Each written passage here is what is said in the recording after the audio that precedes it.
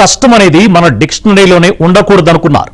కానీ జేబులో మాత్రం డబ్బులు గలగలలాడాలి. పొద్దున లేస్తే చాయ్ దుకాణాలు, సాయంత్రం అయితే తిరుగుళ్ళు, రాత్రైతే మందు. ఇది వీళ్ల రొటీన్. కానీ లగ్జరీ లైఫ్ కావాలనే కోరిక బలంగా ఉన్నా పైసలు ఎక్కడి నుంచి వస్తాయని ఆలోచించిన వీళ్లు నకిలీ కరెన్సీ తయారీకి చేతులు కలిపారు. దొంగ నోట్లను మారుస్తూ విజయవాడ పోలీసులకు అడ్డంగా దొరికిపోయారు.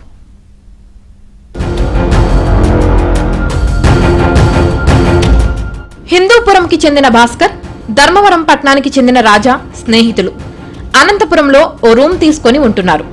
నగరంలోని ఓ ప్రింటింగ్ ప్రెస్ లో రాజా పనిచేస్తుండేవాడు. కానీ జులాయిగా తిరుగుతూ లగ్జరీ లైఫ్ అనుభవించాలని ఇద్దరు స్నేహితులు రాజా, భాస్కర్లకు ఉండేది. ప్రింటింగ్ ప్రెస్ లో పనిచేస్తూ వచ్చే జీతంతో తినడానికి కూడా సరిపోదని మదన పడుతుండేవారు. ప్రింటింగ్ ప్రెస్ లో పనిచేస్తున్న అనుభవంతో ఇద్దరు దోస్తులు పెద్ద ప్లానే వేశారు.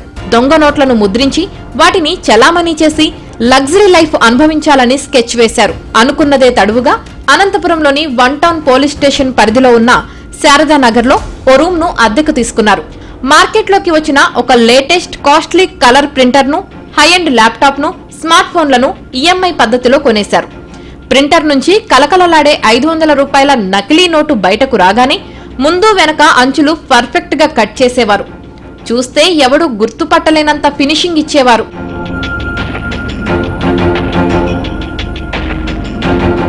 మొదట కొన్ని నోట్లను ముద్రించారు. ఆ నోట్లను చిన్న చిన్న షాపుల్లో ఇచ్చి చలామణీ చేశారు.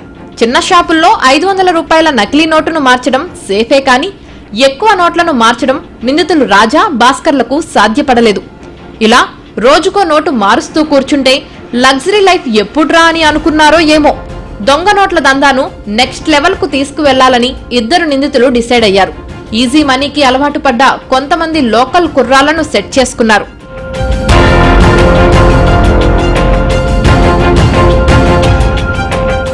చివరకు ఈ నకిలీ నోట్ల దందా విజయవాడకు చేరుకుంది.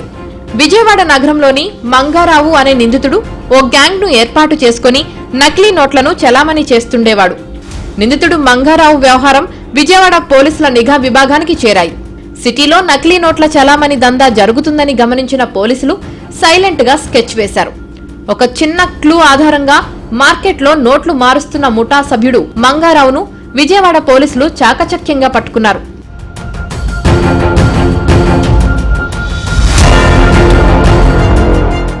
విజయవాడలో దొరికిన నిందితుడు మంగారావును పట్టుకుని విజయవాడ స్పెషల్ టీం అనంతపురానికి వచ్చారు.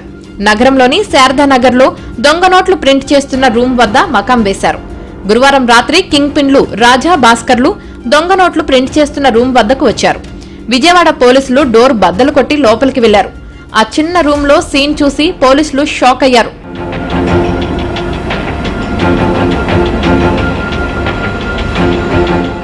దొంగ నోట్ల తయారీ వ్యవహారంలో అనంతపురం పోలీసులు పూర్తిగా ఫెయిల్ అయ్యారని విమర్శలు వస్తున్నాయి.